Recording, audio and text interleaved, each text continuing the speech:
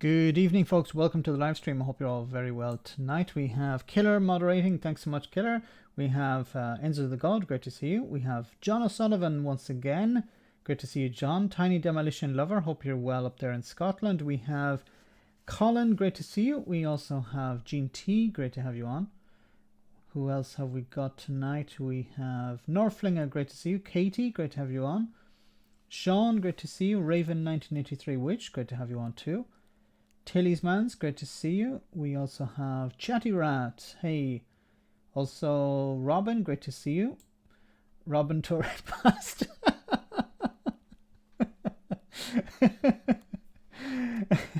I love the name. We have Audrey, great to see you, Audrey. Hope you're well. Great to have you on tonight. We have Derek, great to see you. We have Perkalinatori, great to have you on. We have also Misty Hill, great to see you. I don't think I've seen Misty Hill for a long time. Roisin, great to see you on. Number 3, hope you're well tonight. Great to have you on again. We have Akismad, great to see you, Akismad. Who else have we got? Katrina Bryce, great to have you on. Hope you're well. Inconsequential, great to see you. We also have QA Library, hope you're well. Yoni, great to see you once again. CGM, great to see you too. And so many more, so many. I can't say hello to everyone because we're over 100 viewing tonight. So I hope all is well. I hope everyone's doing fantastically today. So what normally happens with the live stream, it almost always happens with the live stream, is what I prepare it a few hours in advance, prepare a few topics to talk about, and an hour or even 5 minutes before I begin, some news drops. And I had planned to talk, of course, about Rishi Sunak and his wife, who is non-Don, which means that she doesn't pay tax in the UK on earnings abroad, and she's paid £30,000 for that privilege. It's not illegal, it's perfectly legal, but it's created a bit of a stir. And it seems that maybe Boris Johnson could be behind all of this. It's not very clear, but the Labour Party have picked up on it, and people in the media also, and they've been criticising. You have the Chancellor of the Exchequer, who is making rules for others, and it's also turned out that he has he's an American. No, he has a green card in America. I don't know. I don't know. It's all coming together at the same time. So, but that's not what I want to talk about at the moment. I want to talk about, isn't she a dominatrix? That's Priti Patel. No, it's a Rishi Sunak. Was I saying Priti Patel? No, Rishi Sunak I should be talking about. So I want to start off with Priti Patel. Remember, guys, if you want to support the channel, you can hit me with a super chat and I'll read it out during the stream. And you can also become a patron, and you have access to Discord. And after each stream, we have a chat on Discord about what we talked about tonight.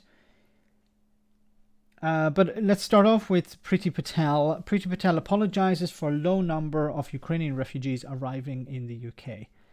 So, since the beginning of this crisis, since the invasion, tens of thousands, millions actually, of people have fled Ukraine in search of refuge around Europe and around the world, but particularly in Europe, of course. Many people have been trying to get into the UK.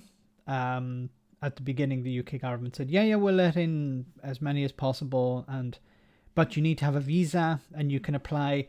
Now, at the beginning, it was you can come in under a family scheme if you have family in the UK, or you can basically apply for, to pick fruit. You're fleeing war, but we need fruit pickers, and you need to meet the criteria for that. Then eventually, under pressure from the opposition parties, from charities, from even Ukrainians, they changed it, and they said, okay, we're going to let people in, but you still need a visa. And well, it's been an absolute disaster, even though they were trying to, Boris Johnson and Priti Patel were trying to say, no, this is one of the most welcoming systems in Europe. Yes. Well, Priti Patel has apologized for the time it's taken for Ukrainian refugees to arrive in the UK under the two visa schemes. after new figures showed just 12,000 have so far reached Britain. Now we're talking about 1 million or over 1 million in Poland. We're talking about tens of thousands in Ireland, which is a much smaller country and much further away. I know Dominic Raab doesn't understand that, but Ireland is further away than Britain. And, you know, Ireland isn't part of Schengen, even though Boris Johnson was trying to use the old, oh, well, you know, if you're part of Schengen, it's easier for the refugees to get in. It's easier for them to move there. Ireland is not part of Schengen, and it's further away. Okay. Now, no, there is no excuse. The reason, of course, they wanted to have a strict immigration system, or even refugee system, is because they need to keep the racists happy. We've seen red-faced gammons in the House of Commons complaining about, you know, we shouldn't be letting so many people in. We've taken our fill. You know, the other countries need to burden and need to shoulder the burden as well. Yes. So it says, while other European countries have accepted hundreds of thousands of people fleeing the Russian invasion, only about 1,200 people have so far arrived in Britain under the Homes for Ukraine scheme, for those who are sponsored by UK hosts. Another 10,800 have arrived under the Ukrainian family scheme for those with existing family connections to the UK. The figures show that by Thursday, the government has received 79,800 visa applications from Ukrainians for visas and have so far issued a total of 40,900 visas. Now, other countries are saying you don't need a visa, you just arrive. Okay, your passport in some cases is your visa. But Priti Patel says, no, you need to complete the paperwork necessary. And in some cases, people were being asked for bills that they had for proof of address in Ukraine. Yeah, so like when you're fleeing war, your house has been destroyed by Russian tanks and artillery. The first thing you think of is, I better bring a bill with my name on it in case Priti Patel's department need it when I try to get into the UK. In a pre-recorded interview with the BBC, Patel said, I apologise with frustration myself. It takes time to set up a new route. No, well, how come other countries didn't have these problems? She said it was always easy to blame someone else, but security checks were not the problem. When it came to the time it was taking for Ukrainian refugees to reach the UK. Her words prompted an angry response from British hosts who say the government's insistence on Ukrainians applying for visas is causing anguish and has left some out of pocket after paying overseas hotel bills for delayed refugees. Because people are not being allowed in. They have to stay in Poland, for example. And, you know, the hotels and accommodation in Poland is not free. You know, weeks have passed. How many days are we? I think we're on day 44 or 45 of this war. Over a month. Imagine staying in a hotel for over a month. Even the cheapest hotel you can find, it's still going to cost you a lot of money. And, you know, and not everyone is rich to stay in a hotel for a month, rich enough to stay in a hotel. People are getting assistance, yes, but they want to arrive in the UK because they have family there.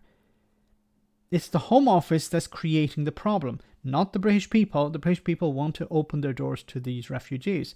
People are trying to get family members or sponsorees, people they're sponsoring. They're trying to get those people into the country, but the barrier is the Home Office.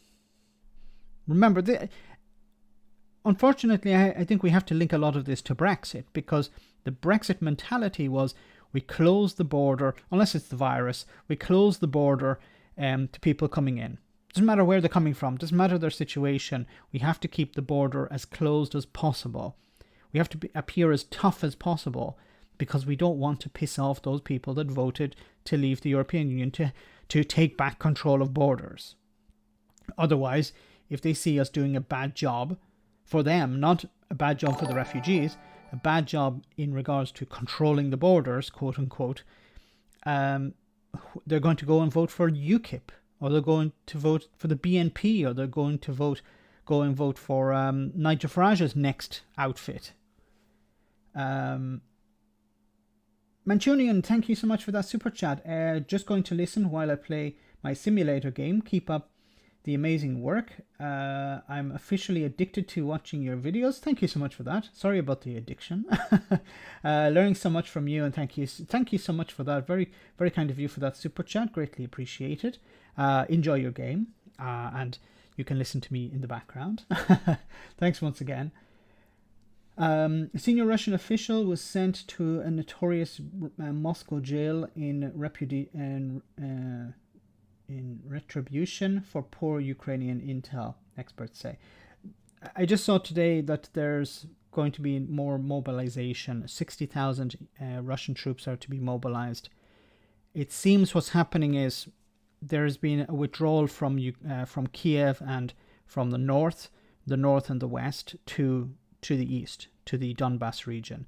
And this is where it seems the Russians are going to make their final stand. They're going to regroup their troops there and attempt to hold on to that territory and maybe even push a bit further inland. It's going to be a massacre, unfortunately. We're going to see a war of attrition in the east. The Ukrainians are being continually supported by the West, by NATO allies and NATO forces, NATO members, and non-NATO members as well. What they've been asking for since the beginning is a no-fly zone. That's not going to happen, unfortunately, but they are getting a lot of new equipment, and the Ukrainians are fighting on their, in their homeland. So I think whatever the Russians do, the longer it's drawn out, the damaging it will be for both sides. But I think the Russians are going to lose this one. They've lost already, but they're going to lose a second time. Are the Russian troops not really hungry? There are images online of Russian troops looting places, stealing. There was a weird image of, I think it was a Russian military truck that had been destroyed, and it was full of washing machines. Like looting washing machines. Russian soldiers have been found with jewelry on them, teddy bears, probably for their kids, some sort of souvenir to bring back. They're not there to fight, they're there to loot, it seems. And we've seen images of hospitals and even schools. There was a horrible image I saw today of a school that had just been refurbished, renovated 2 years ago, and it was completely ransacked. And there was graffiti on the walls, the windows were all broken, the furniture was all broken in a school, a children's school, and these Russian soldiers had left it like this. They had used it as a base and completely destroyed the place. Just out of spite. It was not...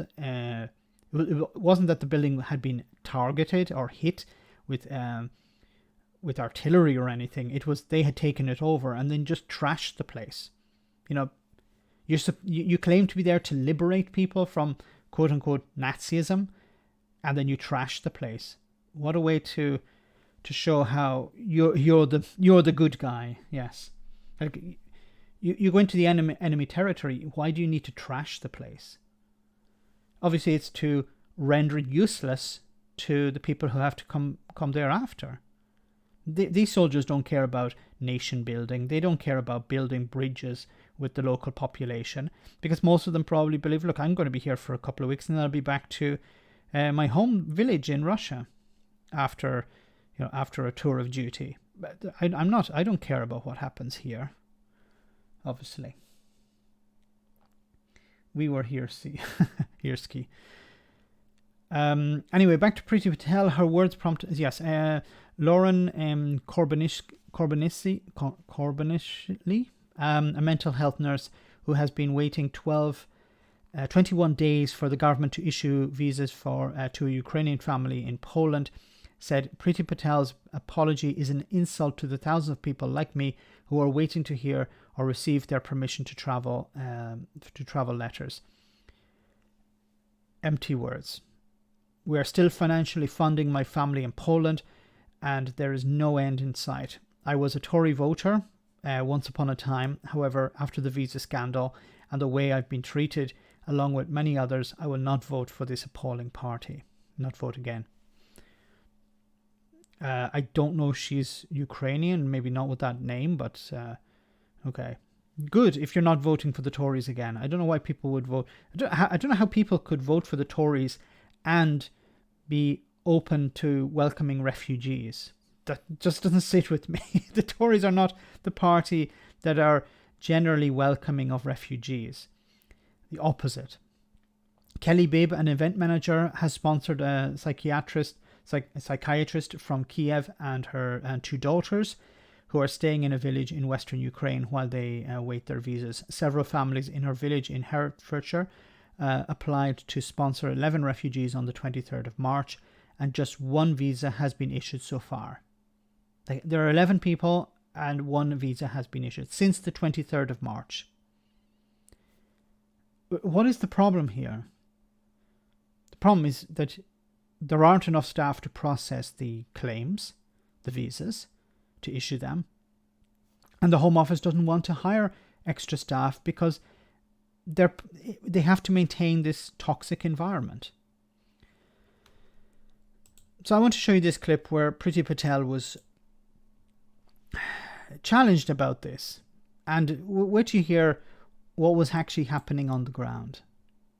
We've got hundreds of Home Office staff doing visa applications, processing on the ground, providing support. So it's people say it's not good enough. You boasted about a surge of staff to Calais to support the Ukrainian refugees who'd arrived there. I went there. It was 2 guys, a table, and some crisps. So it was 2 guys, a table, and some crisps. That was the surge. That was what the Home Office were putting in place. Now remember, the Home Office were saying that, yes, we're going to, we don't want people to go to Calais. We want them to go to Paris, to an office there in Paris where they will complete their paperwork. Some people were sent to other parts of France. Some people were sent to places at the last minute. They didn't actually know where they were going. Instead of actually having an office in Calais where people would naturally arrive at in order to get to the UK, no, they set up the office in outside Calais, in another place. Why? Obviously to discourage people from coming to the UK. Thanks so much again for that super chat. Yay! We also have a super chat from number 3. Thanks so much. All schools worldwide should teach about human nature. Otherwise, we'll keep getting this brutish behavior. I agree 100%. Thanks to both of you for those super chats. Manchurian again, thank you, very kind of you.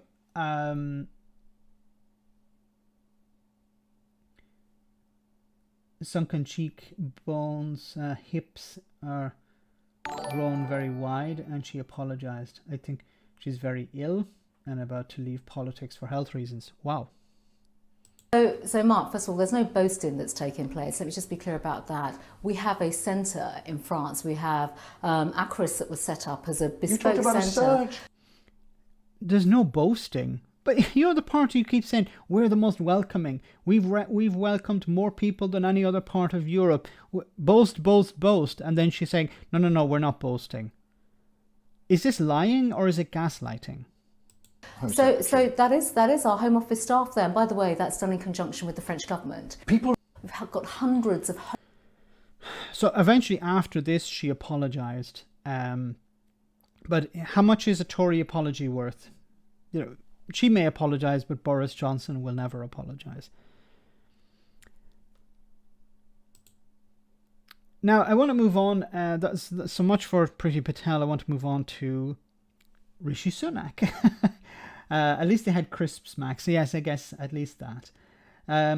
World beaters, yes. So I want to move on to Priti Patel. Sorry, away from Priti Patel to Rishi Sunak.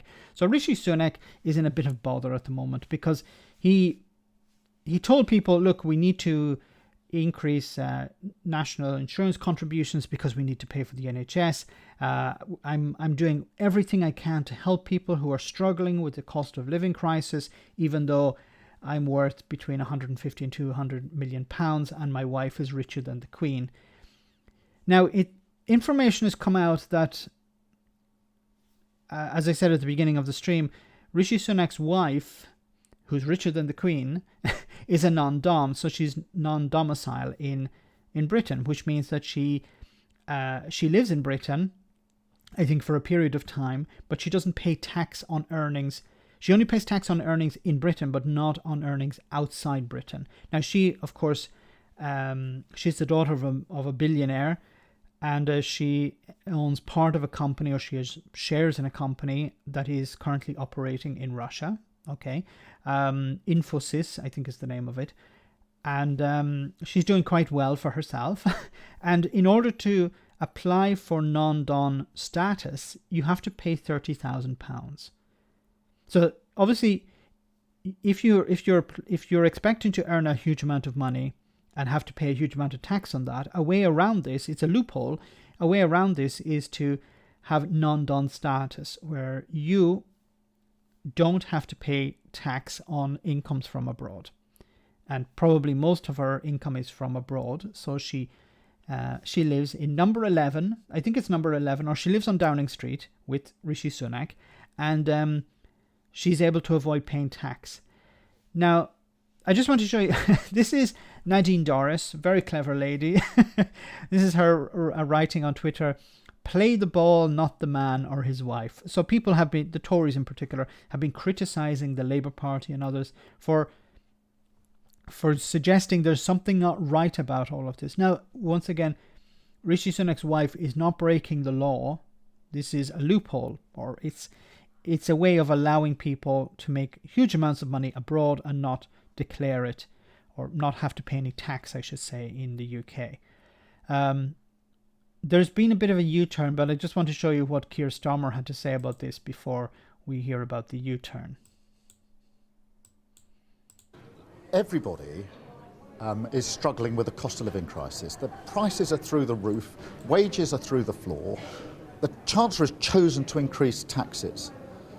There's no argument to say that those who've had their tax increase aren't entitled even to know if the Chancellor's family himself are taking or making use of schemes to reduce their own tax burden.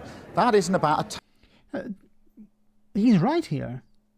How is this play the ball, not the man and his wife?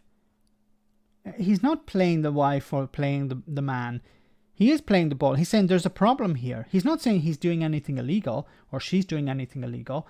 Keir Starmer is right. He's saying there's a problem here. You're asking people to pay more in taxes. You're providing very little support for people who are already struggling, and then you behind the scenes are not paying your fair share, or you're avoiding paying your fair share. Manchurian, thanks so much for that super chat. Another one, wow, very kind of you. I'd give £1,000 if I could, but this whoops, I'm using the screen. Okay, I'd give £1,000 if I could, but this will be the last one for now. Keep up the awesome work. Also, do you get overwhelmed with knowing so much about politics? You're admirable and incredible. Oh, thank you, so very kind of you. Just don't give me a big head. Very kind of you. Thanks so much for that. And enjoy your game. Do enjoy your game. You don't have to follow me on this. I don't get overwhelmed. Some things really upset me, and I think it's important to call them out. Don't worry, you don't have to give a grant. It'd be wonderful, but don't. These are difficult times. Okay, so any support people can give is fine, and there's no obligation in giving a super chat. People can just share the videos on social media. That's a great way to help the channel. But it's not I get overwhelmed. It's just I get very upset because you see there's one rule for the Tories and another rule for everyone else. And the fact that, Rishi Sunak is not able to read the room. And Rishi Sunak, of course, over the last number of weeks has been really playing the people, not playing the ball, because we've seen the images of him filling up someone else's car, pretending it was his car. Allegedly, he drives also a Golf, a second, like an old and I think it's like a post 2000 or pre 2000 golf, year 2000 golf. Obviously it's just for show. It's, you know, I imagine he doesn't even drive himself normally. He has a chauffeur, or I think he has a Range Rover, something like that. So he's not, it's all a front, okay? And he was talking about, you know, then when he tried to pay for a chocolate bar and a can of Coke, he didn't know how to do it. You know? How do you mere mortals pay for things? I normally have somebody go and buy this stuff for me. You know, Rishi Sunak doesn't go to the supermarket, okay? This is just to show you how disconnected he is from reality. He's not the type of person who goes to the supermarket. You're not going to see him at a McDonald's, okay? You're not going to see him even at a regular restaurant. He if he goes to the restaurant, it's a luxury restaurant. It's probably a 2 or 3 Michelin star restaurant. Or he has his own chef. Probably has his own chef who comes around to his house or lives in one of his houses. And when he gets up in the morning, he has something prepared for him. You know, if you're worth 150 to 200 million pounds, you can afford to have a chef. It doesn't have to be Gordon Ramsay, okay, but probably he has his own chef. Anyway, Attacking anybody. It's about basic accountability, basic transparency, basic fairness for those that are facing a real struggle with their family finances. And if he or his family have taken advantage of those tax arrangements, should he resign? Well, we need to look at the answers that he gives. At the moment, this is not complicated. There are simple questions. We need simple answers from the Chancellor and his family. Should he resign? No, I don't. Look, he hasn't broken the law. Okay, the optics are terrible, but I don't think he should resign over this, because yes, it's a terrible thing what's happening. He's making rules for other people, and he's taking advantage of loopholes, or his wife is taking advantage of loopholes. But those loopholes exist. Those loopholes have to be closed by the government. His government, yes. Should he resign? I don't think he should resign over this. I don't think Rishi Sunak should be in charge, because he's completely disconnected from reality. He doesn't know how things work. He doesn't know the lives of ordinary people. He shouldn't be there. Not that he should resign. He should not have been appointed to that position. You know, he's completely disconnected from it. He doesn't know how things work. So he's the wrong person to be in charge. I'm not talking about millionaires are not able to understand. Many millionaires started from nothing. Many millionaires understand the struggles of ordinary people. They're successful in their business. They're successful in their life. But many of them still understand what poverty is. Perhaps they went through it themselves, or they have an acute understanding of it from working with charities or organizations. There are good politicians as well, but Rishi Sunak, I don't believe, is one of those people. So it says here, Rishi Sunak's wife to pay UK tax on overseas income. So how did we go from there's nothing to see here, Nadine Dorris, play the ball, not the man, to, well, I'm actually going to pay the tax after all. So it says here, according to the BBC, Chancellor Rishi Sunak's wife, Akasata Murthy, has said that she will pay UK taxes on her overseas income following a row over her non-domicile status. She owns 700 million pounds in shares of the Indian IT giant Infosys, founded by her father, which she receives 11.6 million pounds in dividend income last year. So she earns a dividend of 11.6 million pounds. That's not, remember, this is because she has shares in the company. It's not that she's working, you know, as a marketing director or something like that, or sales manager or anything like that. No, she just because she has shares in the company, she receives every year 11.6 million pounds for doing nothing, absolutely nothing. This is not envy, okay? It's just these should be higher. This is different from somebody working and paying tax. This is not working. Anyway, But she told the BBC she did not want to be a distraction for her husband. Her decision to change her tax arrangements follows accusations of hypocrisy against the Chancellor, with Labour saying his family is benefiting at a time when the cost of living is going up and the government he serves is raising national insurance payments. Miss Murphy said her tax arrangements had been entirely legal, but added, "It has become clear that many do not feel it is compatible with my husband's role as Chancellor." That is the problem here. She is taking advantage of a loophole, and she is the wife of the Chancellor. You know, it's a bit like if, I think James O'Brien mentioned this today or yesterday, it's a bit like if the housing secretary had found some sort of dodgy loophole where the housing secretary was able to build houses, knock down forests and build houses on the and then rent out those homes and make money from it. Even if it was not illegal, it doesn't look good and it doesn't send a very good message to the public, especially during this time of a cost of living crisis. You have somebody senior, if not, some people say that the Chancellor is actually has a more important role than the Prime Minister, because they control the purse strings. But he's officially the second most powerful politician in the country. And his wife is taking advantage of tax loopholes. Obviously, I think most Tories are probably taking advantage of some sort of offshore bank account loophole or tax loopholes. Of course they are. But it doesn't look good if it's the Chancellor who's actually making the decisions for ordinary people. This is different from corruption, though. I understand. Yes, so she said it in fairness. Okay. Mr.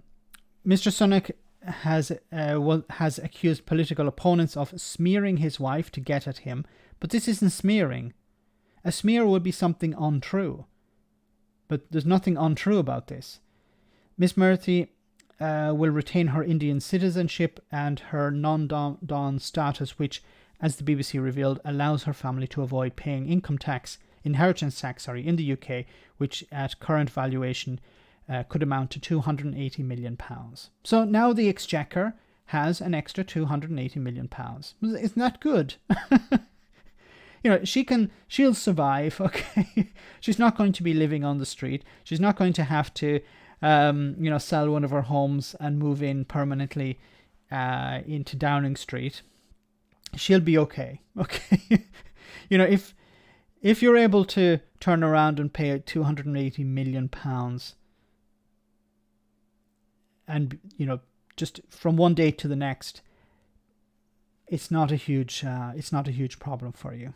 In her statement, Ms. Murphy said, "My decision to pay UK tax on all my worldwide income will not change the fact that India remains the country of my birth, citizenship, parents' home, and place of domicile."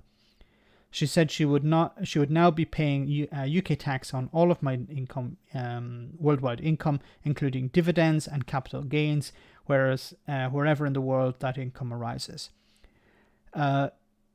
Okay, I do this because I want to, not because the rules require me to. That's the problem here. The rules should require you to. These new arrangements will begin immediately, and it will also be applied to the tax year just finished, 2021-2022.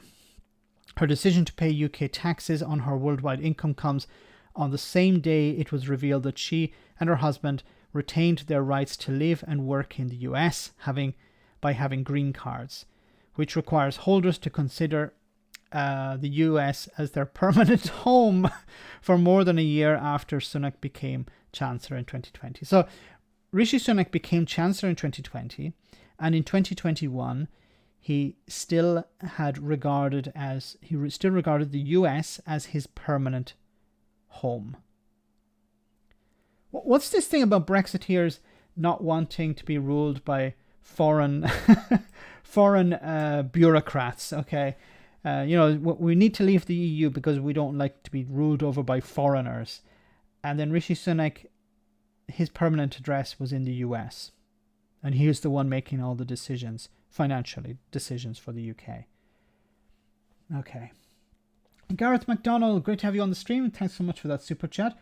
On Ukraine, they don't have to win. They just have to make the cost of Russia's occupation so high that the Kremlin are left with no choice but to withdraw. P.S. Happy Thatcher's Day anniversary.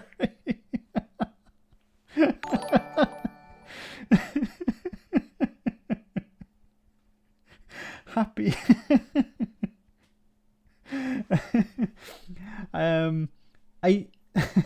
I think for many people, Thatcher was as popular as Jimmy Savile. Thanks so much for that super chat, Gareth. Fearless Wolf, thanks so much for that super chat. Hey Max, whoops, your thing disappeared for a moment. Hey Max, keep up the good fight. Thank you so much for that super chat. Very kind of you. Thatcher's dead anniversary. Oh my goodness. Okay. If Rishi was a Witherspoon's worker, 280 million tax from one millionaire. What if they all paid the taxes? The loopholes would allow them not to pay. Yes, inconsequential. Can you imagine if they closed all of the loopholes and all the multimillionaires and billionaires had to pay their taxes? Tomorrow, I just want to plug a video I have dropping tomorrow at 2 p.m. British summertime, or GMT, British time anyway. It's an interview with a guy. I hope you enjoy it. It's an interview with a guy on the issue of income or wealth inequality. And he has some very interesting information or interesting statistic about how there's been so much money transferred to the wealthy and so little transferred to people who actually need it during the pandemic in particular. So do check that out tomorrow. So I was going to talk a bit more about this, but Rishi Sunak's wife did a U-turn and decided, okay, I better pay the tax. Once again, £280 million. So it just says here, what is a non-dom? A non-dom is a UK resident who declares their permanent home or domicile outside of the UK. A domicile is usually a country his or her father considered his permanent home when they were born, or it may be the place overseas where somebody has moved to with no intention of returning. For proof of tax authority, non-doms have to provide evidence that their background, lifestyle, and future intentions, such as where they own property or intend to be buried. Those who have the status must still pay UK tax on UK earnings, but not pay UK tax on foreign income. So yeah, if you're based in the UK and you're receiving income in the UK, then you have to pay the tax there. But if you're receiving income from abroad through non-dom status, you don't have to do that. They can give their non-dom status at any time by stating on a tax return that they intend to live in the UK and wish to be considered British for tax purposes. Miss Murthy has chosen to be domiciled in India via her father, the billionaire Mariana Murthy. Anyway, so let's move on. Let me read some more of your comments before we go. Is Rishi a beta if his missus is a nunt? She's the richer one. Rishi is only worth 150 million to 200 million. She's worth over $1 billion. She's richer than the Queen. So, I always thought the richest person in Britain was the Queen, but I think there are a few people more richer than the Queen. And the Queen is normally held up as, which is weird, isn't it? Because you think the King or the Queen is the richest person in the land. No, that's no longer the case. Murphy? No, not Murphy. Murthy.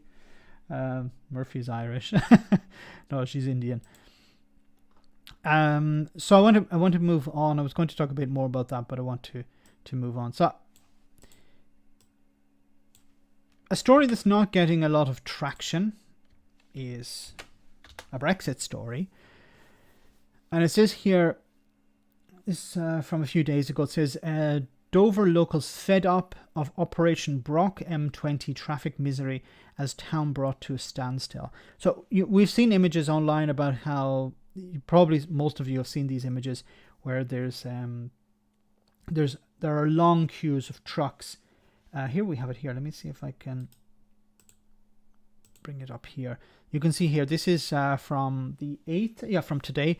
It says here, live M20 Operation Brock A2 A20 traffic updates as chaos continues in Dover and Folkestone. This is probably better to read than the other one. These routes have been affected, so it says here, welcome to our blog. Okay, we'll mostly focus on the traffic chaos continues across Kent due to the Operation Brock contraflow on the M20 and A20 and the A2. These routes have been affected at the port of Dover due to the reduced ferry movement at the eastern docks. This is because P&O Ferries is not operating at the moment as its vessels are undergoing safety reviews. It's not known when the vessels will be reinstated. All non-freight traffic is being urged to use the A20 instead of the M20. On the other hand, freight traffic which comes off the J8 off the M20 is being sent back into the holding area as it waits clearance to head to the channel crossings.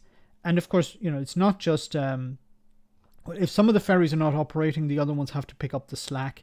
But then there are also checks taking place as well. So a lot of these things are not so much.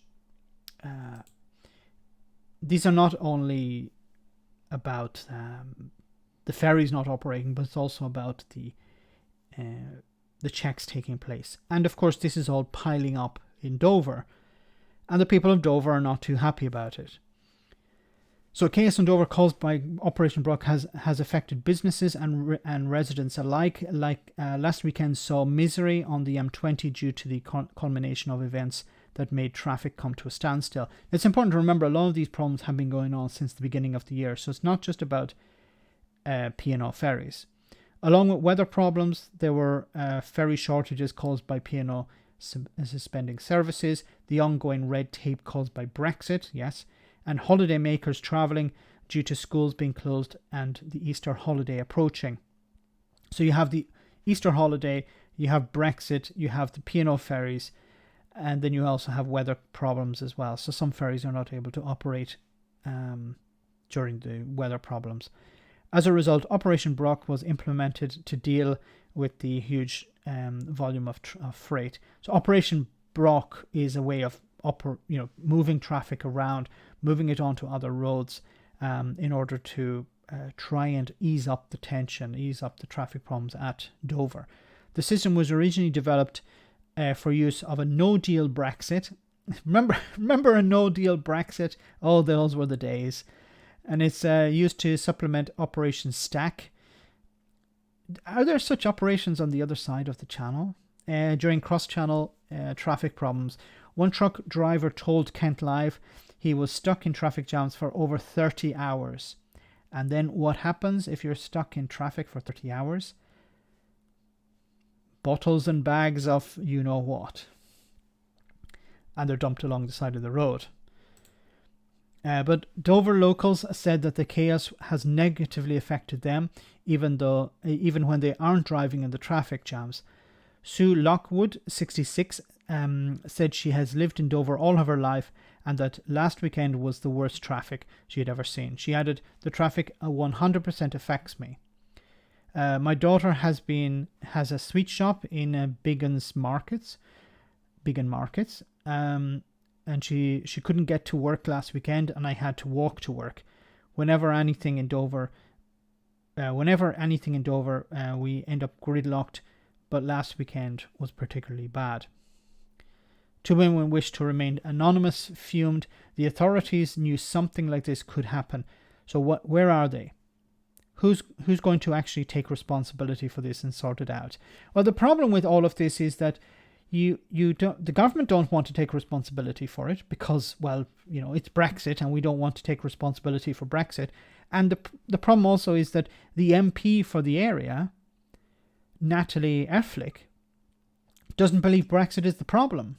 So if the problem is Brexit and the MP doesn't think it's a problem, the Brexit is the cause of this, and the government don't want to admit that Brexit is the problem, then how are you going to fix the problem?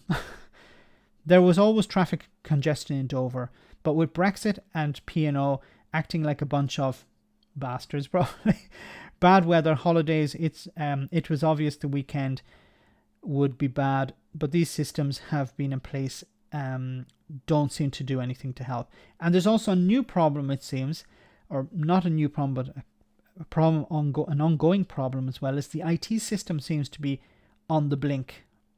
So a lot of trucks which rely on these IT systems to process paperwork, it doesn't seem to be working at the moment. I don't know if they have a backup system or an alternative, or they're going to pen and paper. I don't know. But yeah, it's not working. So Dover, which of course voted for Brexit, is now suffering at the acute end of Brexit. And this is from. Why isn't this working? Okay, go down. It says here, P&O Ferry cancels all routes this weekend and tells Brits to find another service. So this is from today. It says P&O. Sorry, I'm using the Sun. There's the only one I found available. P&O Ferries has suspended all of its services for the rest of the week and told passengers to find alternative routes. All but one of their ferries has been prevented from running service last month, when the company made 800 of its staff redundant without notice. Despite hope to resume service this weekend, the company has announced it won't be possible. They wrote on Twitter, all P&O ferry services are suspended this weekend. For travel 8th, 9th, and 10th of April, please rebook directly with another operator before arriving at the port. DFDS will not be able to transfer P&O customers onto their services. However, they then updated that they would not be able to help passengers who had booked with them. So it's going to be absolute chaos.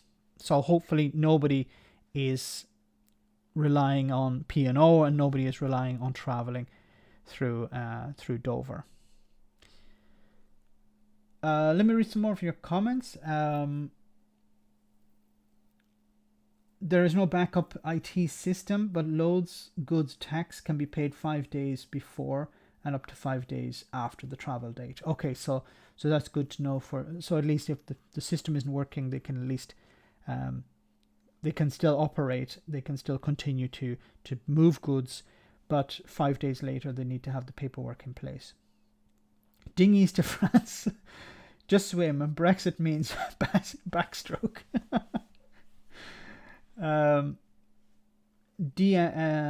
DFDS will be fully booked. Yes, I imagine it will. And that's going to create problems as well, because people have probably booked accommodation, maybe, or if they're going by camper van, or if they're taking a caravan, they may have a site already booked in France, maybe. So that I don't know if they'll be able to claim that back. Maybe not. It's going to be chaotic. Will the fracking start in Kent? It seems to be stuffed anyway. Might as well completely destroy it. 3,000 dinghies of Boris. They can't use FLIC as the backup system. Maybe it's time for Operation Nadine. My cousin's wife is in Dover. Scylla has personally met Natalie Affleck. She looked into her eyes and found that there was nobody at home. She really is dumb, isn't she? I don't... 50 pages of Sugure. Budget Ryanair is expensive now. Yeah, because Ryanair take advantage of how busy people... you can... If you go off season, you can buy a Ryanair ticket for free, more or less, or you can buy it for about £10. Or if it's, at high season, you can pay up to £250 for a ticket. And I imagine Ryanair are going to fleece people flying from Stansted. I think that's where they fly from in London. Gareth, once again, thanks so much for that super chat. Suzzle Pops Babes. Wife... Whoops, let me read that. Suzzle Pops Babes. Wife Wilfrey got a big tax bill to pay off. Boyfriend's got a gym membership I need to keep on top of. Giggledy. Still loving this content. Oh, and by the way, F the effing Tories. F the effing Tory somethings. Yes. Wifey's got a big bill to pay off. Okay, don't worry. Thanks so much for that super chat, Gareth. Boyfriend's got a gym membership I need to keep on top of. Okay. The wife and the boyfriend. Not sure what's going on there.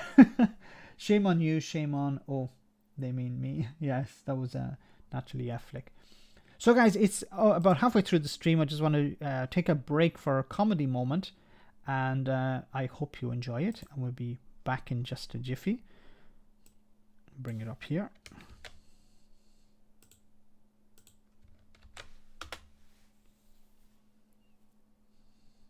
Why are British businesses finding it so tough internationally? Well, Jonathan, you're on the line. You're a cheesemaker. Your sales were okay on December the 31st, but on the 1st of January, that all changed. And it's a total mystery as to why. Well, it's not a mystery at all. It's all down to Britain. Hey, the pandemic has been tough for you, hasn't it? You can't deny that, Jonathan. Tough pandemic. Yes, it has been, but not as tough as the bureaucratic nightmare of ending our closest ties with you. Your energy prices are very high now, aren't they? Very hard to turn a profit with all that gas needed to make cheese. No, it's nothing to do with energy prices. It's got everything to do with the fact that Brexit was such a monumental mistake. Cake! People are eating cake a lot more than cheese nowadays. How much of this is down to a change in consumer behaviour, Jonathan? Look, why can't we all just admit it? We were promised a frictionless trade deal, sunlit uplands, taking back control, all of that. But that was nothing but Mice are eating all of your cheese. And that's the rub of it, isn't it? That's where the losses are being made. It's such a sad story for the cheesemakers. But as you say, Jonathan, there do seem to be various reasons as to eggs. Yeah, let's hear, on a positive note, more about that new trade deal with Borneo. Finally, a reduction in price for orangutan fur. Here's a soft focus interview with Liz Truss. And it's true. Don't say the B word. So, it says here about the cost of living crisis. I want to move on to that as well. British Gas double an energy credit for prepaid meter customers how to get it. So it says here, British Gas has doubled the energy credit available to prepaid meter customers. The supplier has hiked the limit in case households run out of cash to top up their meter. Millions of families with prepaid meters will have to pay an extra £708 a year for their energy bills on average after the price cap jumped last week. That's more than customers who have a prepaid meter and a pay via direct debit. These households will see a jump of £693 a year on average. However, the actual amount you pay depends on the tariff and energy use. Prepaid meters customers are often on lower incomes or have struggled with debt. British Gas's hike to the emergency credit limit has already come into force. It's said that it is in response to the rising cost of living in case customers run out of cash to top up their meters. The supplier said households with a top-up key or card will now be able to get £10 into debt before they're cut off. Wow, wonderful. So you won't be cut off immediately. You can get into debt of £10 first. Smart meter customers will have a £5 limit, but the company is looking to roll out the increase out to these households too. You can access it when your electricity meter falls below £1 or 50p in some cases. Dr. Johan, thanks so much for that super chat. Yay. Great to have you on. Hope you're well. Just insert your key into the meter and activate the emergency funds. If you have a gas prepaid meter, insert your card when the screen displays emergency credit available. But remember, emergency credit works like a loan. like a Rishi Sunak loan. If you use it up, you'll have to pay it back next time you top up.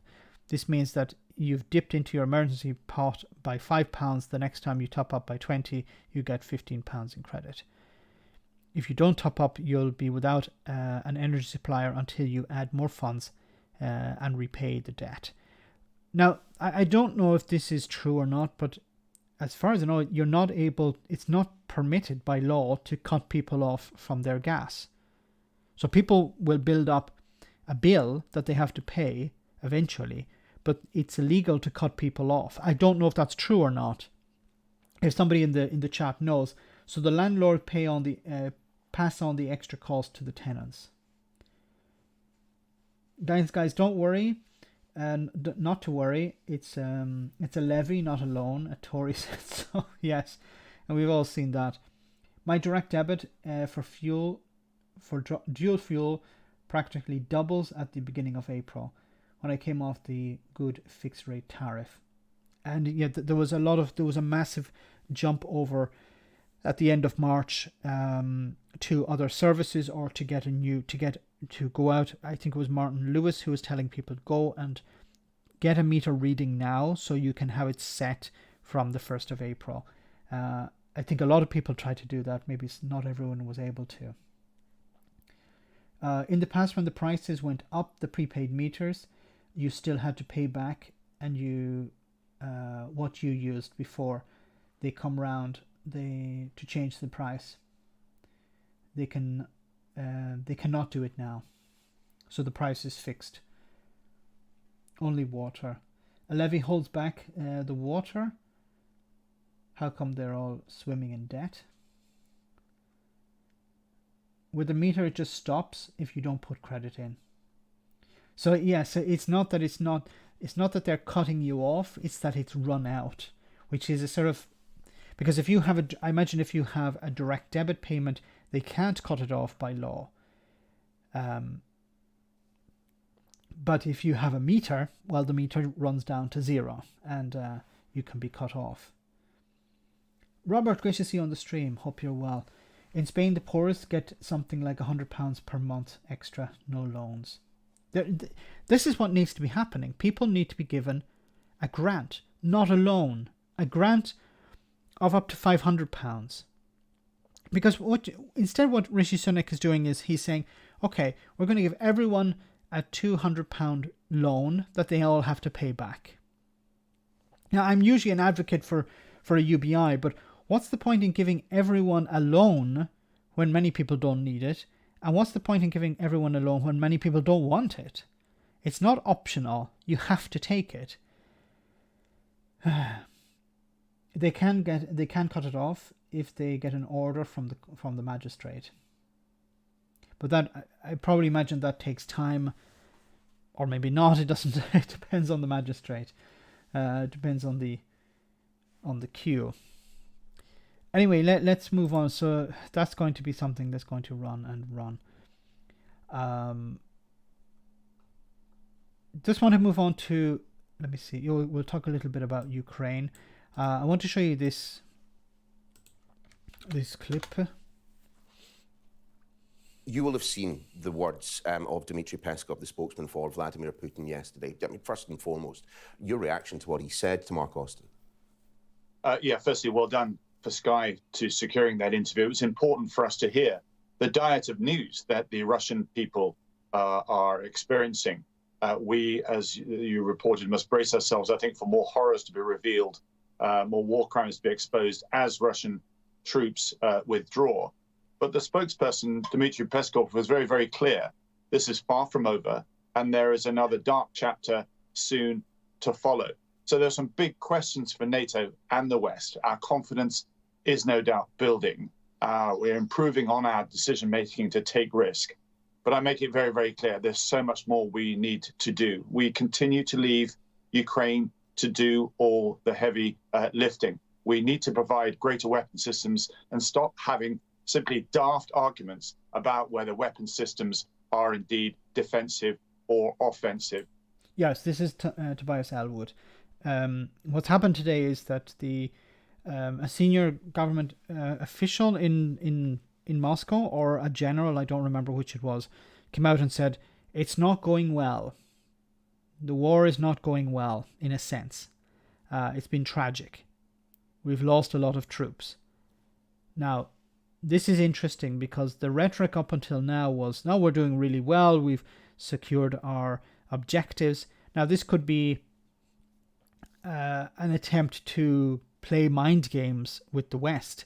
But if this is also for domestic consumption, it could mean two things. It could mean that, yes, we're in a very serious situation, but we need to continue the struggle in Russia. That's what they're trying to sell to the public. If we have one great final push, we'll be able to push the Ukrainians out of the Donbass region and maintain and secure this corridor to the sea.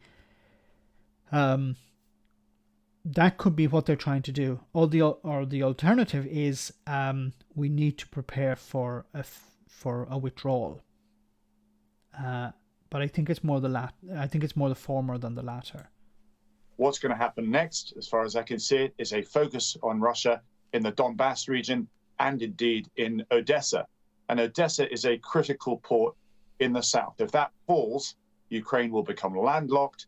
The vital grain exports that we all depend on will not be able to get out.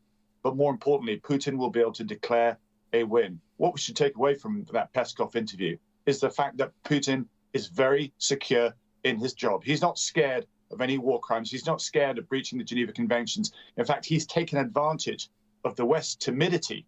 We've given him space to conduct these horrors, and that needs to stop. If Mr. Elwood, and certainly I'm not disagreeing with you, there's plenty of evidence that Vladimir Putin is no fan of the Geneva Convention. But if there is a risk of him, breaking once again the Geneva Convention, is this the time for Britain and others to therefore be supplying those heavier armaments, those heavier munitions that Ukrainians are calling out for? I mean, the reason we didn't up until this point, the stated reason was, well, there were concerns about Russia declaring as becoming a party to the war itself. We need to have better confidence and understanding of the escalatory ladder, as we did during the Cold War, of what we can do in the theatre of operations in Ukraine to support Ukraine, aware that we need to control this and not, as people are too worried about, causing World War III. But we've been too easily spooked by the Kremlin rhetoric. Britain has done more, I have to say, than most other countries, than I think in nearly every other country. Firstly, prior to the invasion, and then after the invasion as well.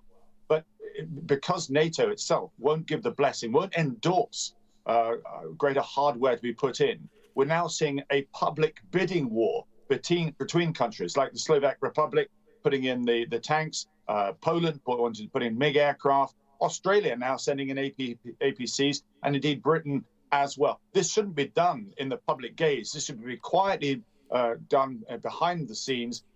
I actually agree with him on this. I'm not always agreeing with Tories, but yeah, it needs to be done behind the scenes. This is not something that should be presented for the cameras. This should be something facilitated through NATO, but with Ukraine. So it should the people who should only know about this is Ukraine and the countries that are donating this equipment and NATO. It shouldn't be for public consumption. And what it does is, it in a way, it shows that if for Russia, they can see, okay, this is more or less, they can understand how many APCs or tanks or aircraft Ukraine has, and then as soon as it's reported in the news, well, Poland is giving them an extra number of MiGs, then they understand, okay, this is how much their air force has increased by. This is how we can do. So it's not actually a good idea maybe to be broadcasting this. It makes more sense to have it, not to give numbers, but to say, yes, this country is supporting Ukraine, but I think he's right in this sense that it needs to be done through NATO, but it's not a case of NATO getting involved directly with Russia, because we know the consequences of that. Although maybe, and look, I'm not an expert in any way, shape or form, but is the threat of a nuclear response overblown? Is it exaggerated? I don't know. NATO seem to believe it is, and they are the experts. Understanding the need of the Ukrainian people, getting the equipment, getting the ammunition, getting that across. We're doing enough right now to ensure that Ukraine doesn't lose, but not enough to ensure that they win. Let's get on with this. Let's be more robust in standing up to Russia in Ukraine. And let's focus on what they need to protect Odessa. They need Harpoon missile systems. If we were very bold, we would send an international maritime NATO task force to patrol the international waters off Odessa. That would be a statement to Russia to say, we are now taking this seriously. We're going to stand up to you.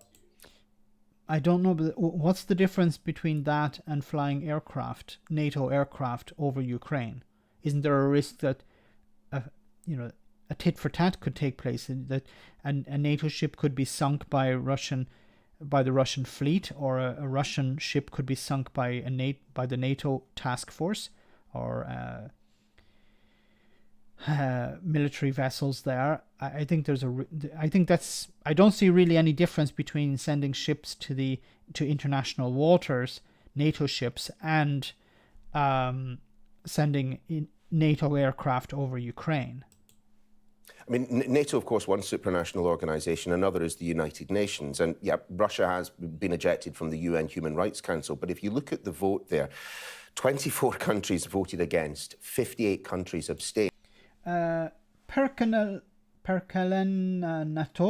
Thanks so much. I'm sorry if I'm mispronouncing. Thanks so much for that super chat. In most cases, when the aid is announced, it's already delivered. The way NATO handles it is the neighbouring nations donate and the US reimburses them. Thanks for that. Yeah, I think we've seen it also how Ukraine has received aircraft, for example, from Poland, and then Poland would have that aircraft, those numbers replaced with more modern aircraft from, for example, the United States or from NATO. So yes, it does seem to be a case of the stuff is given and then it's reported that it's given. I hope there's a lot of stuff happening behind the scenes that we don't know about, that Ukraine is getting maybe larger numbers of military hardware. What we're seeing in news reports is just the tip of the iceberg. Thanks for that super chat. We've heard an awful lot in the past couple of weeks about a unity of purpose with those opposed to what is happening in Ukraine. You look at the figures on a vote like that, and that kind of unity of purpose doesn't seem quite as clear. Yes, and you're absolutely right to point to that. The success of the sanctions, that they will take a while to bite, is the fact that the entire international community has lent into that. But that vote itself did expose many people that continue to sit on the fence, people like South Africa, Brazil, India, and so forth. We need to work with these countries to make them understand that this is against Putin, against the regime, not against the Russian people. The more countries can stay united on this, the faster that we'll be able to move and support Ukraine. So it was an eye-opener, and it shows that there's much work to be done by the international community, not least Britain and the United States. We've just been looking at pictures from Borodyanka, and of course, that we heard from President Zelensky yesterday responding to the accusations of war crimes that have taken place in Bucha, that we could see even worse there if such a thing is imaginable. Just though in terms of the process of securing a declaration of war crimes having been committed, given Russia's disdain for the International Criminal Court, what prospect is there? Sorry, Perkelenatori. Okay, thanks for that, Verti. Look, I think when it comes to Vladimir Putin being dragged in front of a tribunal, that's not going to happen. He'd need to be removed from power and then eventually being tried. But I think he has so much support in Russia that's probably not going to happen. Oligarchs in Russia still buying art to layer their money by UK-based art auctions, etc. Tories know it. They get funded by this money. So some people are sanctioned, other people are not, or some actions are sanctioned, others are not. It's reassuring to know that the Russians close to Putin are still trying to layer their money. It means they know that Earth has a future.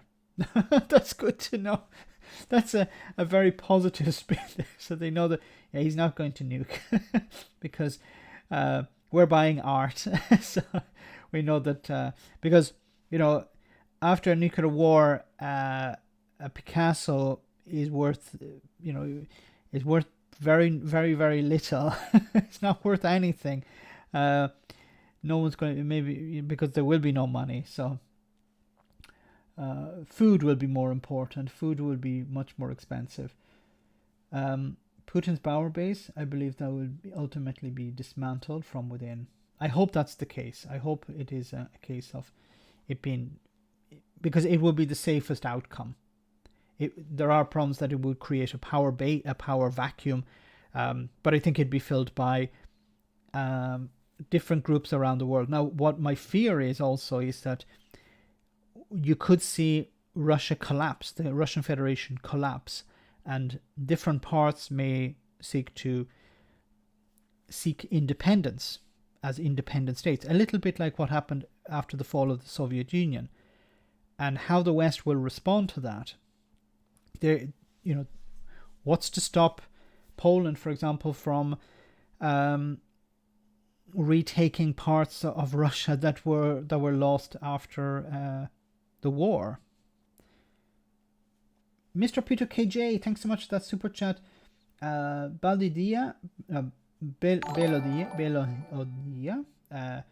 error on aber. God bless the work. Thanks so much for that super chat. I haven't spoken Irish in so long. Okay, guys, thanks so much, Peter. I want to move on just to see what's the current update, the latest information on what's happening in Ukraine from The Guardian. There's, it says here, international prices for food commodities, including grains and vegetable oils, reached all-time highs last month amid Russia's war in Ukraine. The conflict is causing massive disruptions, the United Nations said Friday, threatening millions of people in Africa, the Middle East and elsewhere with hunger and malnutrition. The UN Food and Agricultural Organization said its food price index, which tracks monthly changes in international prices for a basket of commodities, averaged 159.3 points last month, up 12.6% from February. As it is, the February index was the highest level since its inception in 1990. The Food and Agricultural Organization said the war in Ukraine was largely responsible for the 17.1% rise in the price of grains, including wheat and others like oats, barley and corn. Together, Russia and Ukraine account for around 30% and 20% of global wheat and corn exports, respectively. Soaring food prices and disruption to supplies coming from Russia and Ukraine have threatened food shortages in countries in the Middle East, Africa and Asia, where many people already are not getting enough to eat. The Ukrainian ambassador to UK has called for NATO and other international forces to play a more active role in the Black Sea to allow Ukrainian exports, mainly grain, to go out. This could be something. This could be a way of putting pressure on the Russian fleet there. Not engaging with them, but putting pressure on them to get the hell out of the way so that these ports can be opened. Otherwise, millions of people are going to die. It says here also the U.S. Defense Department is expecting Russia to shift its focus on the Donbass region and eastern.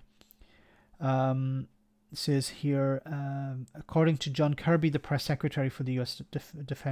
Department of Defense, the U.S. is looking to provide more supplies to the region, including weapons, ammunition, and intel.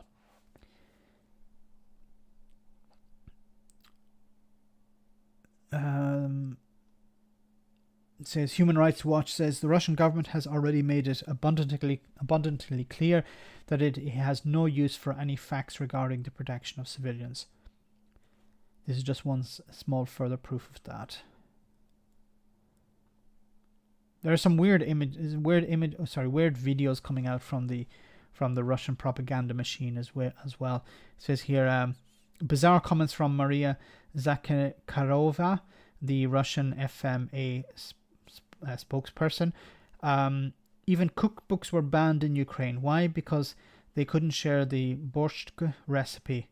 It had to belong to one people, to one nationality. They couldn't bear the thought that every housewife in the world would. Okay, whatever. And then 167 bodies found in Kyiv suburb. We thought most of the damage, most of the horrors were outside the capital, but it seems also around the capital there are, because the Russian army had arrived close to the center of Kiev at one stage, and they massacred people in the suburbs, and there are more and more horrible images coming forth, and we can see here on the screen, I don't know if you can see it, it says War Crimes Prosecutor. International organizations are collecting as much evidence as they can for an eventual trial in the future, and I'm pretty sure if not Putin, many of his senior generals and commanders will be put on trial. It will happen, it's just a matter of when. Also, it says here, US also sees indications Russians have begun mobilization of reservists and are hoping to recruit up to 60,000 troops for this mobilization phase. It remains to be seen how successful they'll be and whether these reinforcements would go, how much training they'll get.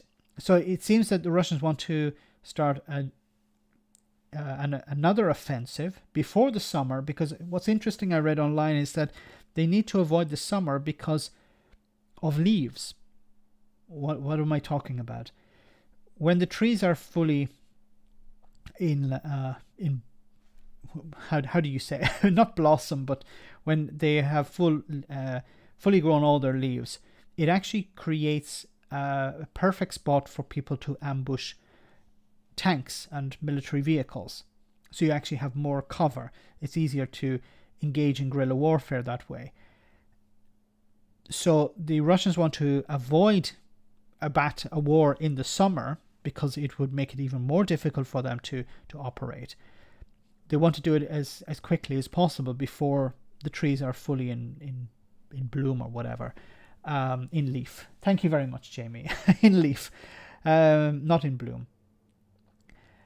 So they want to avoid that, but they need the troops, and you can mobilize 60,000 troops. Maybe, I don't know if it's possible. Maybe you can, but you need to train them, and training takes weeks at least.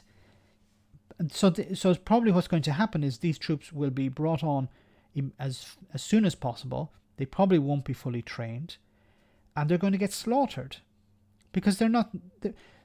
They won't get the training to deal with how to avoid a javelin, for example, how to protect your infantry if you're in an armored vehicle, how to protect your armored vehicle if you're on foot.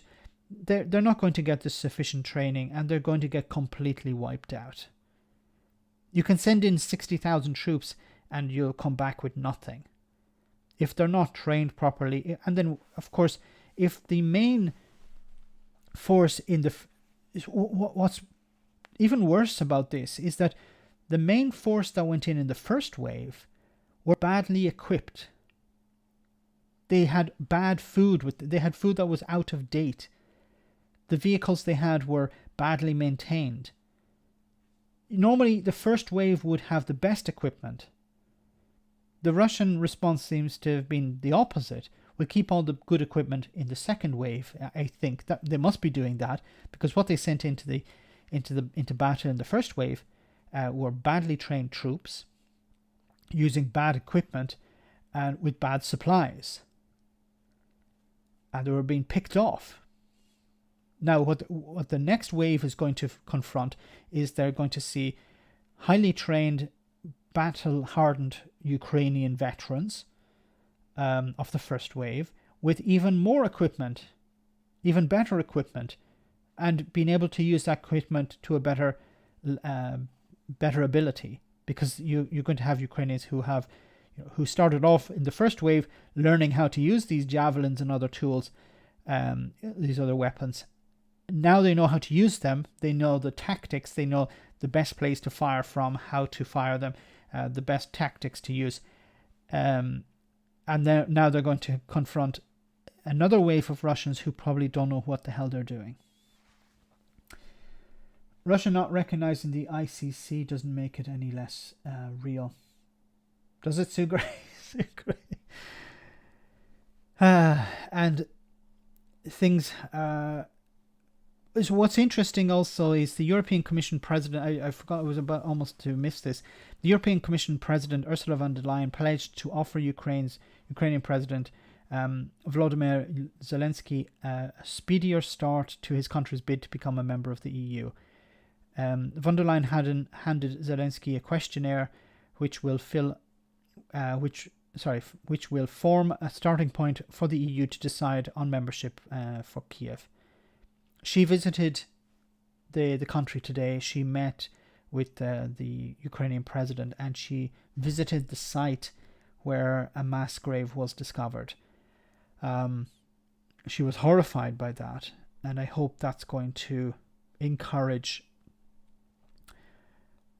the European Union to engage. Here we have, you can see the image here of she was on a walkabout and she visited a site. I hope this is going to encourage the European Union to take a more aggressive approach to Russia. I think it will have that effect. Okay, guys, I want to move on. We have Brexit, we have the war in Ukraine, but we also have the not just the energy crisis, but the climate change crisis, and we need to see about ways of dealing with that. So one of the proposals is to increase wind production, and it says here, will wind farms solve the UK's energy crisis? This is from Sky News. Thanet offshore wind farm was the largest in the world when it was commissioned. It will be dwarfed in a decade under government plans to quadruple power capacity at sea. Is that maintenance? It's one of the crew vessels, yes. Investing in wind makes sense for breezy Britain, but even the industry thinks delivering is a challenge. It's taking at the moment up to 10 years to get a project from the drawing board into operation, and half of that time is consents. The government today have said they want to get that down to a year. That's a real acceleration. This field produces 300 megawatts of power. Hitting the 50 gigawatt target will need 150 times more.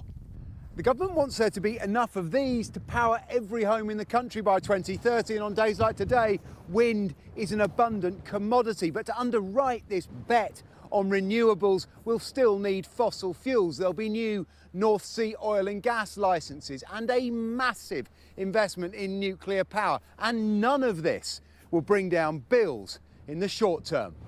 Tell me what you want me to do, Harry. Okay, come on. So we've Here we go. Cosplaying again. already got one pump in service. Yep.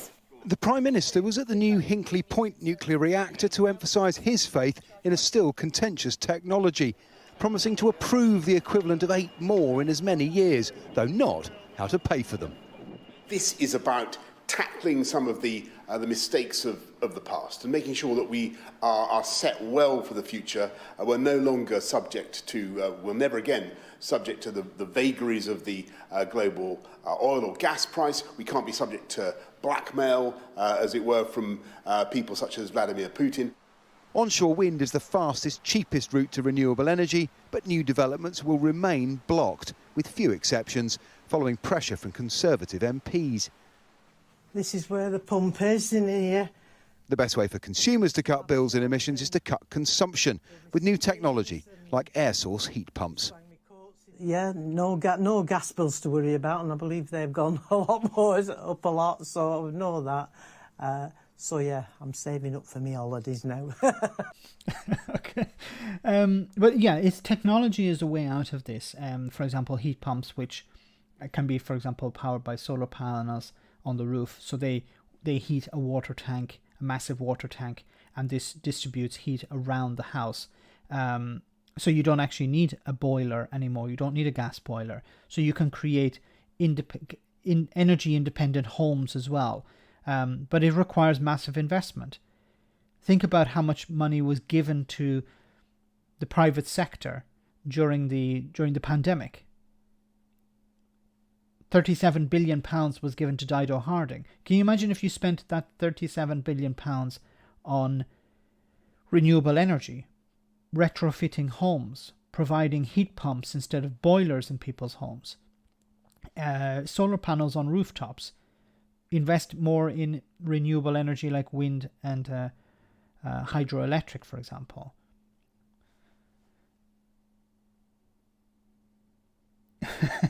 Boris and nuclear is one sentence.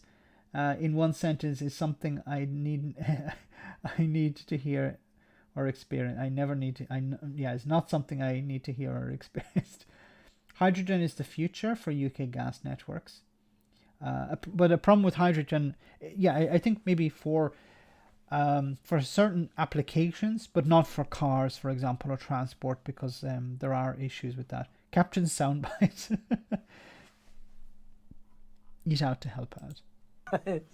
There was no new money for this or improving insulation in Britain's ageing housing stock. It's all about electrification.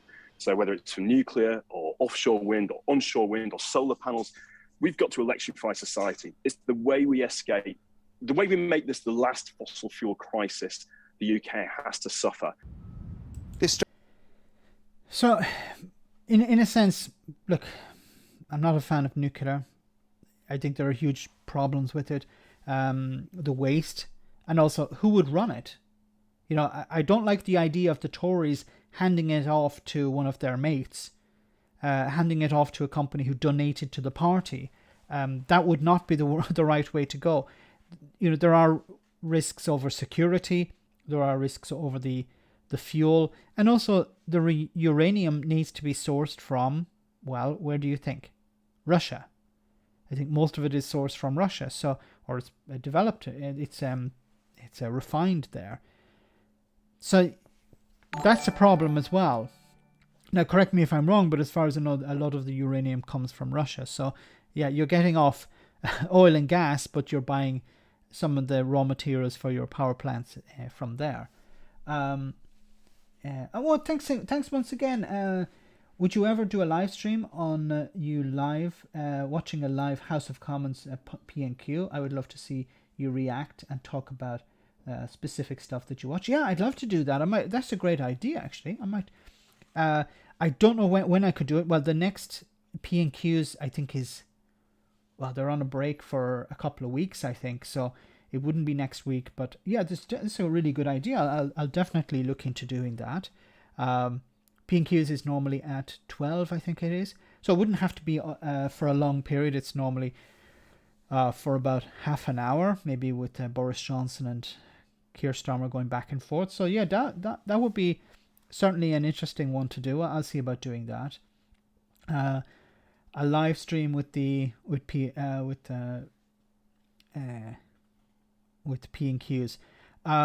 The only problem with that is that there is a bit of a delay. So I think you guys are experiencing a 30-second delay. So when I say something, you're hearing it 30 seconds later. So you would probably need to focus on the live stream and the PMQs that I'm watching, not to be watching your own one, because it get a bit confusing. But to create jobs in construction. But I think all of these renewable energy projects would create lots of jobs. In 2014, the Tories told Scotland that the oil was running out. Funny, there's no issue about that now. Yeah, don't become independent. You'll have no oil. And now, don't become independent. You have oil. We want it. Okay. And there was another story I wanted to cover. What a week to find. So this is about the cost of living. Let me see if I can bring it up here.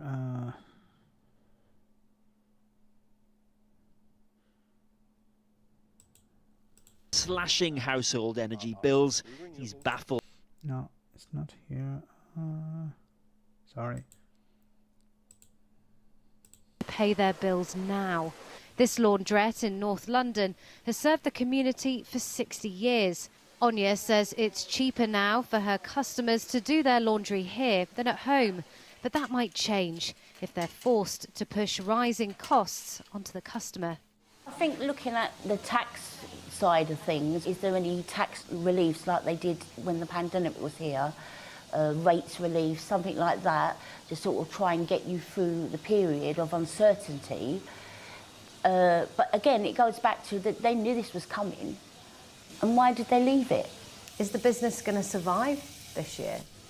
I don't know. We got through the pandemic because we were classed as a necessary service, but I don't know if we're going to get through this, you know, on the back of that. For Stephanie, the cost of doing laundry is a huge worry. Her bills have already doubled since last year, and her children have complex needs.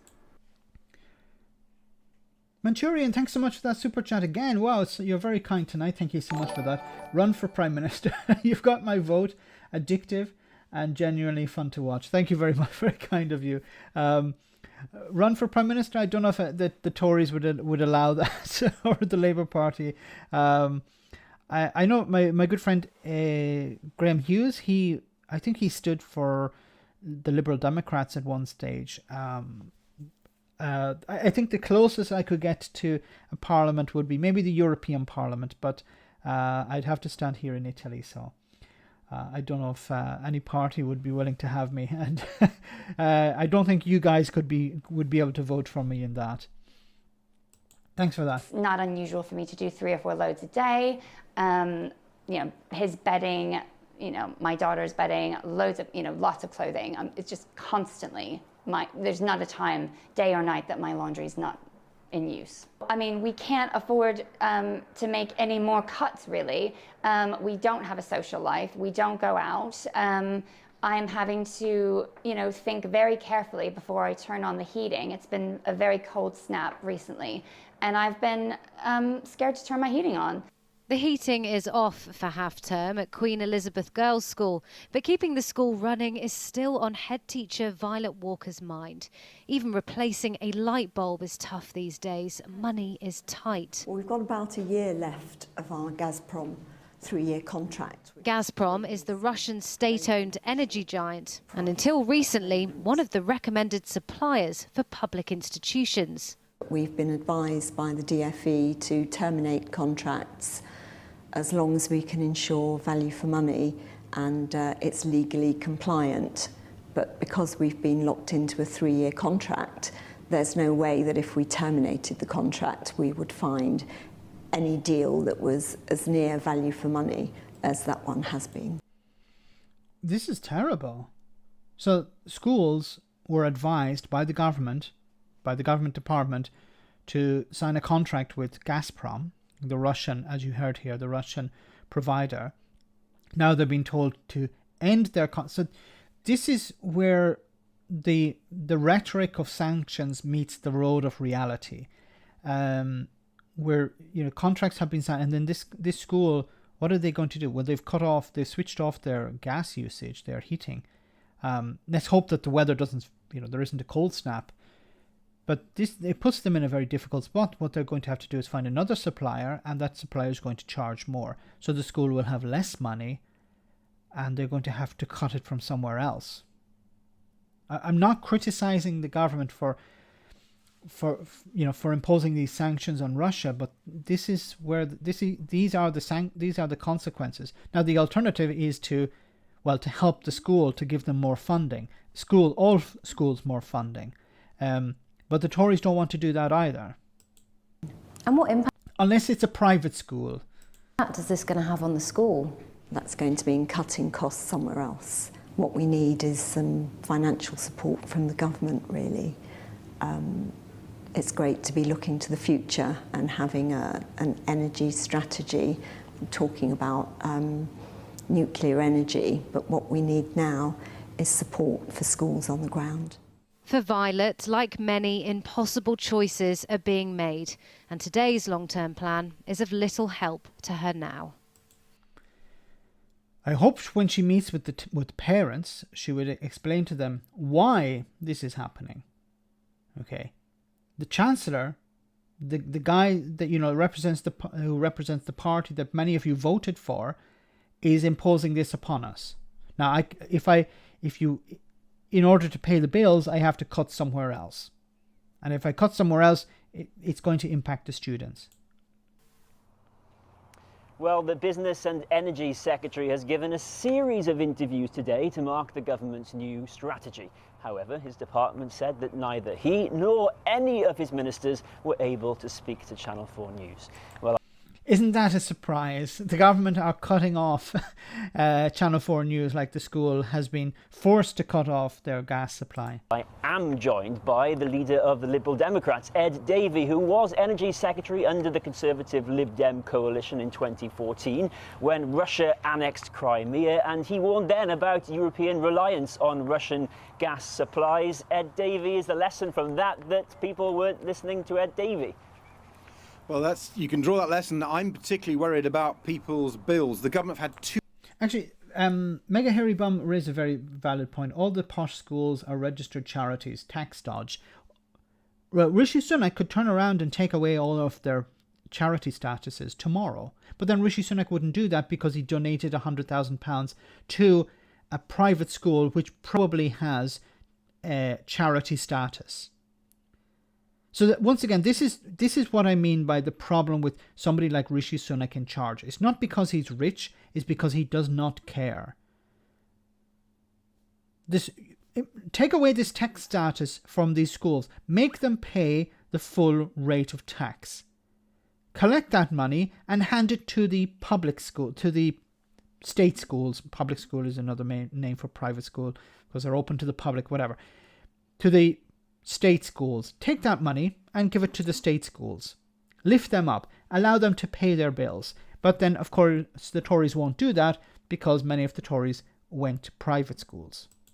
Two chances in the last 10 days with the spring statement and this energy policy to provide help to people suffering from soaring energy bills and the cost of living crisis, and they didn't take either. That's totally negligent. They don't seem to care about families and pensioners and businesses that are being hit by these high energy costs. And this programme they've outlined won't help at all. Even the government have admitted that it won't bring bills down for 5 years. I don't think it'll bring bills down at all. Liberal Democrats want to help people suffering. We've got proposals for increasing warm home discount, which helps the most vulnerable. We would slash VAT to give a tax cut, and we'd want to insulate people's homes so that they don't have to use so much gas for heating. Sure. If I can just cut in, I mean, because the Lib Dems today have complained about this nuclear levy on people's bills, but weren't you the Energy Secretary who negotiated that deal with EDF on Hinkley Point that included that nuclear levy that you're now complaining about?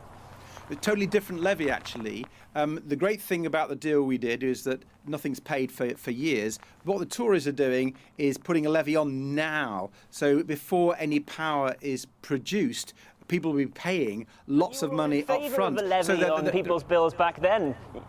No, there's you were no all levy in favour of it then, weren't you? A levy on bills. Sorry, there's no levy on people's bills from that decision, not yet, because it's not been built. And the way we structured the deal was to protect the consumer. The Tories have ripped that up, and they're putting the levy on the bills up front. So people will face higher bills because of Boris Johnson's nuclear ambitions before any power plant is built. I guess what Boris Johnson's to defend Boris Johnson, which is quite rare for me. Maybe he's saying, well, we need this levy in order to help pay for these plants. But then what you're doing, it would make more sense to borrow the money to pay for these plants, because by taxing people in order to pay for the plant, yes, you get the money straight away, at the end of the year, but it makes more sense actually to borrow them because interest rates are very low at the moment. So it makes more sense to borrow to provide this energy, but not to introduce a levy, which is basically a tax. So people will pay more for their energy even though they're struggling. But the problem also with the levy is that because prices are rising, people will consume less. If people consume less, they spend less. So the government will actually end up with less money. What people are paying, they'll pay more, but they'll consume less, so they'll eventually pay less with the levy. I think it makes more sense to borrow. I know that debt is at a very high level at the moment, but you borrow the money to build these plants, to build this infrastructure, and then you pay it back through taxes on the people who can afford it. Close off these non-dom loopholes. Close off those loopholes. Close all these ways of people who are able to offshore their money. All of these ways of transferring money out of the country, close that off. Billions, maybe even more than that, trillions of pounds are being siphoned away, hidden away, squirreled away in offshore bank accounts. Don't allow that to happen. If people earn money in the UK, they have to pay tax on that. Many of these operations, they have... But the problem, of course... The problem starts with the Conservative Party itself. When you had Owen Paterson, not Owen Paterson. Was it Owen Paterson, the guy who was working in Bermuda? I think it was. He was living in Bermuda, working as a lawyer there, and he was voting in the House of Commons remotely. Why was he there? Obviously for some sort of tax reasons. Look, you can't have things like this going on. Of course, people are not going to pay their taxes. Of course, people are going to find ways around the problem. Of course, the Exchequer is going to lose out. And if the Exchequer loses out, then, of course, people are going to have to pick up the bill. Jeffrey Cox, thank you so much for that. Those things have to be stopped. And then, of course, we have Brexit. Brexit, which has damaged GDP by 4%, permanently damaged the economy by 4%. So the people who championed Brexit, which has damaged the economy, are the ones in charge of fixing the problem. They need to be out on their ear. So guys, we're almost at the end of the stream for tonight. I want to say thank you to everyone who came on.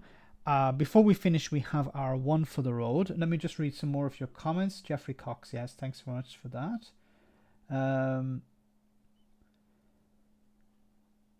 The Tories think that each state school is amazing and quite wonderful.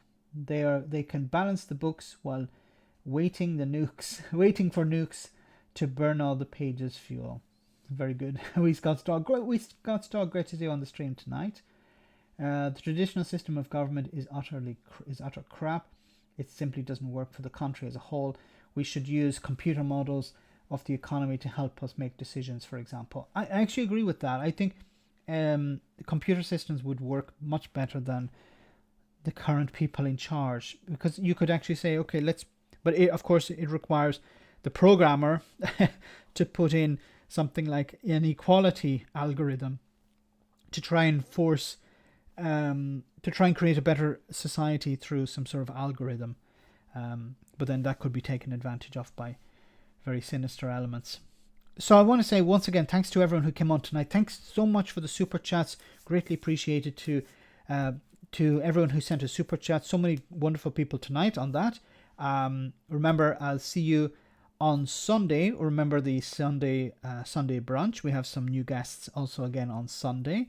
Myself and Political X have some new people for you to see. And if I don't see you then, I'll see you next Tuesday for the next live stream at the usual time, same bad channel. But before we finish, we have our one for the road. I hope you enjoy this.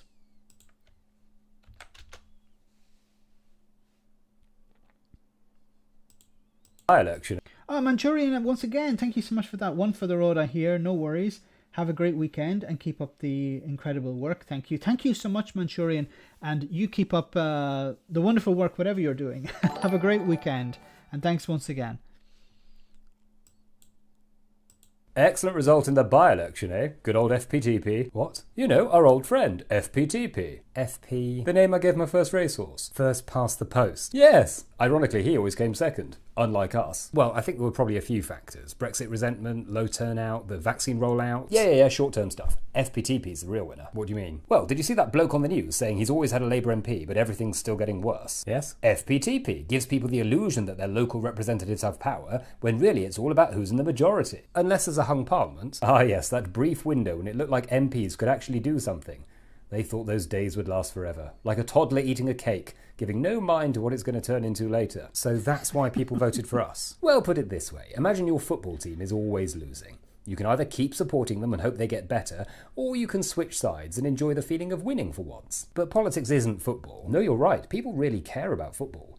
I mean, look what happened to the European Super League. Lasted 2 days because the fans didn't like it. So you're saying that if people reacted to politics as strongly as they do to football, then things could really change? Certainly. Aren't you worried that might happen? Certainly not. We didn't do so well with the mayors, though, did we? No, because they use a supplemental vote system, which means the progressive majority isn't divided. Oh, right. But don't worry, we're changing that to, have a guess, FPTP, clever boy. But this can't last forever, surely. What happens if they build an alliance against us? They can't build an alliance in their own party. How are they going to build one with others? But what if they try and introduce proportional representation? That would be a major ball ache. Could shut us out of power for years. But they'll never do it. They might if they ever got back in. No, because that would mean they'd manage to win without it. So, look, imagine there are 2 ways of determining who's in charge. Walking or windsurfing. Now, walking is more accessible and popular and almost everyone can do it, but imagine you'd spent all that time learning how to windsurf. Why would you change it now you're in charge? Because it's fairer? Exactly, that would be madness. I still don't get how we did so well in councils. They do stuff. Of course they do, if they have any money left after austerity. Which we imposed. Yes, so we make it impossible for the councils to do their jobs properly, then run on the fact they haven't done their jobs properly, so people vote for us. Yes, and when that spiral stops working, we just get a new leader in and start again, promising change. We're really good at this. We really are. FPTP. Dark comedy. So guys, once again, thanks so much for the super chats. Thanks so much for everyone who came on and smashed the like button. I'll see you on Sunday for the Sunday brunch, or I'll see you next Tuesday, same bad time, same bad channel. Have a great weekend, stay safe, and take care. Good night.